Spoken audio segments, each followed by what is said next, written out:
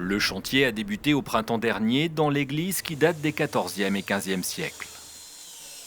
Depuis octobre 2022, l'édifice est fermé au public pour des raisons de sécurité. Faute d'un entretien régulier, la charpente notamment présentait des signes importants de dégradation. Grâce à la mobilisation des élus et des membres de l'association de sauvegarde et avec le soutien de la Fondation du patrimoine, les travaux ont donc pu être lancés, avec une facture impossible à supporter seule pour une petite commune, 1 300 000 €. Alors, quand la ministre de la Culture propose de profiter de la manne des visites de Notre-Dame de Paris en faisant payer 5 € l'entrée pour financer l'entretien du patrimoine religieux du pays, le débat est lancé.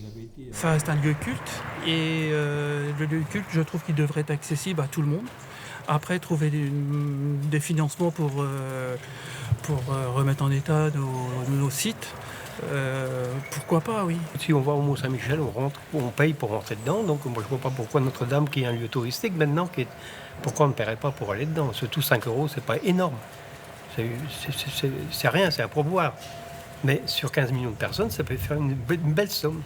Effectivement, cela ferait 75 millions d'euros. Ce n'est sans doute pas assez pour répondre à tous les besoins, sans compter certaines barrières légales. Déjà, la loi de 1905, c'est l'article 17, interdit de toute taxe ou redevance pour entrer dans une église. Donc avant que ce ne soit fait, si ça s'est fait un jour, il faudra changer la loi de 1905. Et on sait que c'est un sujet très très sensible en France. Avant que la question ne soit tranchée, l'église de Saint-Laurent aura peut-être rouvert ses portes.